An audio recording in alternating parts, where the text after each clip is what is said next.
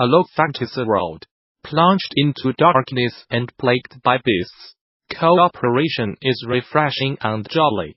Competition feels and forgiving. In order to survive, you will need to learn every nook and cranny in your environment inside out, and exploit the hidden weaknesses of vehemently ferocious bosses. This stock description likely makes you think of Dark Souls, perpetually ingrained in academic discourse.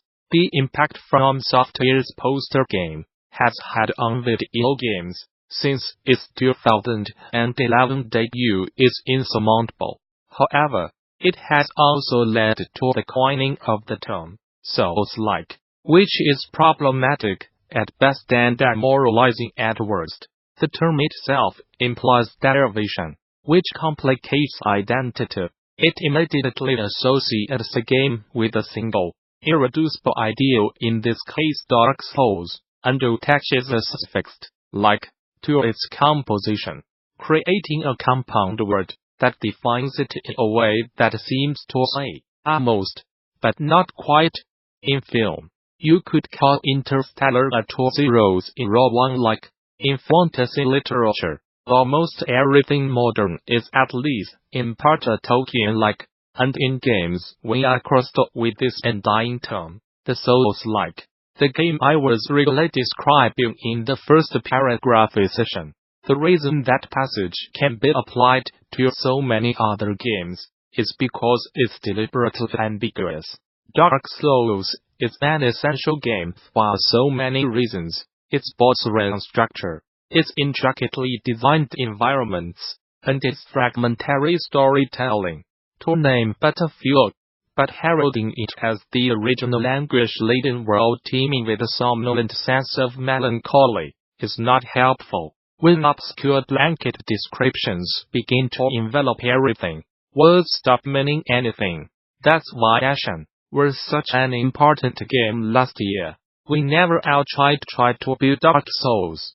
Creative director Derek Bradley tells me, we certainly love FromSoftware's games, but Ashen needed to be something that stood out as its own, and that came down to respecting the world which we had built, and treating stamina-based combat as a genre itself.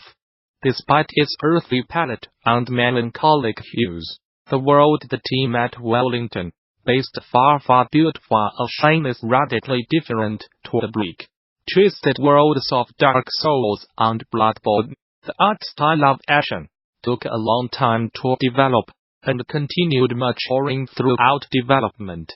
Derek asks, we wanted to create a world that was beautiful and optimistic, yet dark and mysterious. Perhaps the most marked aspect of Ashen's design is how it manages light. It's emphatically dark and mysterious, but more so in mood than in color. Ashen is a bleak world, explains Derek, but it's a world with a glimmer of hope, and we wanted to carry that through to the combat. The multiplayer, I-body, makes the biggest difference in this regard. When you have someone with you, you immediately feel that glimmer of hope shine through, and it makes for a refreshing experience. You can catch glimmers of hope in Dark Souls that are on the brink of burning out, but still flickering. However, hope is never truly alive. The world is plagued by despair, haunted by the cyclical nature of doom and destruction. Ashen does not feel that way. You may be traversing a sunless world, desperately searching for a place to call home, but even at its darkest, Ashen retains a sense of faith and purpose. As Derek puts it, the world itself is hush, so our multiplayer is purely positive and cooperative.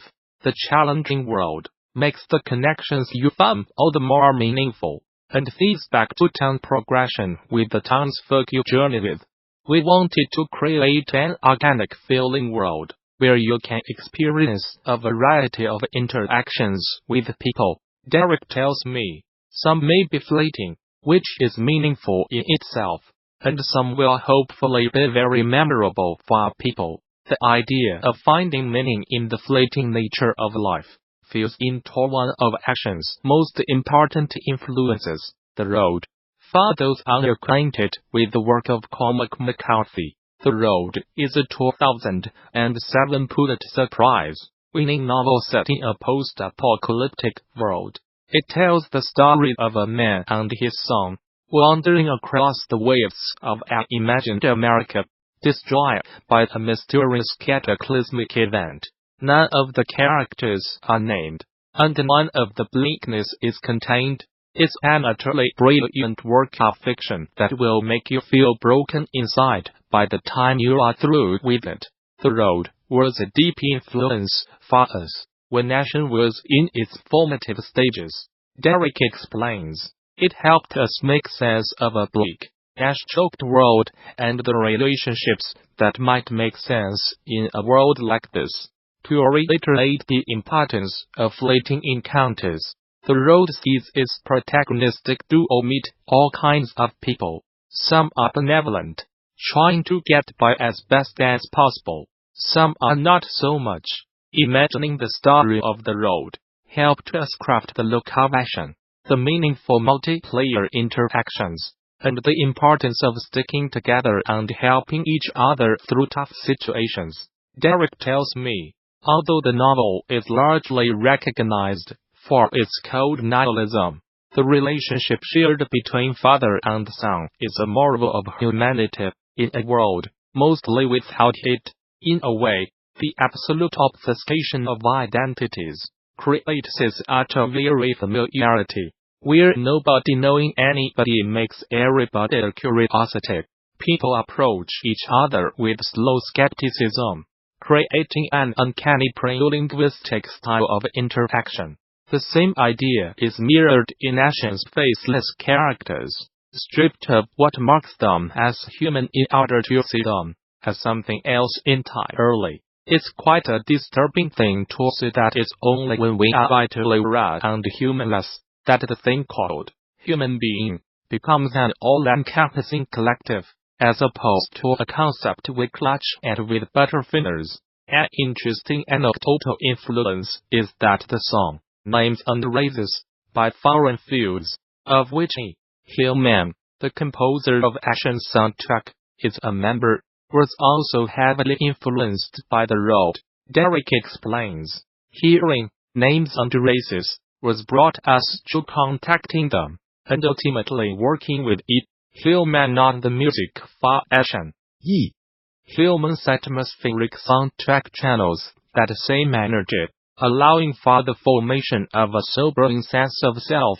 It serves as a reminder that the world's quiet side betrays its majesty, that we are all completely and utterly insignificant specks just floating, existing, except it is not harrowing or defeating. Instead, it invites a kind of nihilistic optimism, a meditation on how insignificance does not synonymize with the lack of purpose. When Ashen launched, it got the Soulslike treatment. It was a game inspired by a game, a fresh take on a tried and tested model. But Ashen is different. It has an identity of its own, and an unwaveringly confident sense of self. It's a world filled with a plethora of curiosities, a world designed to be simultaneously bright and dark. Most of all, though, it's a world that subverts familiarity, so much so that if you go in expecting to be acquainted with the familiar embrace of a Soulslike, you will be sorely disappointed, and then graciously impressed. It's a study of humanity in vivid color, clever in its composition, magnificent in its singularity. As Derek puts it, essentially, we wanted to make the game we wanted to play. We took inspiration from all around, from games and books we love, even to New Zealand itself. Everything we enjoyed we tried to infuse into Ashen. Perhaps that accounts for how affecting and lasting the world of Ashen is. Today someone on Reddit noticed that John Romro's Vimeo channel hosts about 31 minutes of footage recorded by software creations owner Wellington during a visit to FromSoftware in 1993, while the studio was making good The clip appears to have been online for ages. But if you have not yet seen it, it's well worth a watch to get a sense of what id Software and game development in general was like in the 90s. The latter half of the clip also has lots of footage of pre-really played, with placeholder sound effects, replete with commentary and guidance from a vintage 93 Romero. Far more recent perspective from Romero.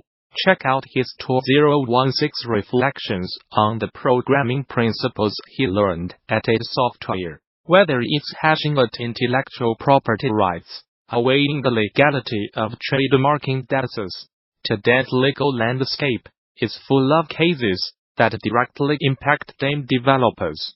That does not mean you need to be a legal expert to work in games, but it does help to know one you can talk to when you have a question. And at the 2019 Game Developers Conference next month, a whole panel of legal experts will take the stage to help explain what you need to know about the most critical legal developments in the game industry.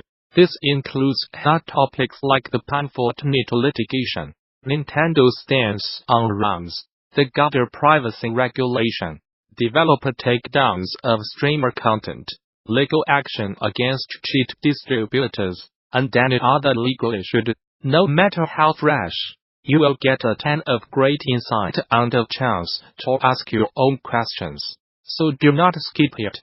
Together, Christopher Reid, Counsel.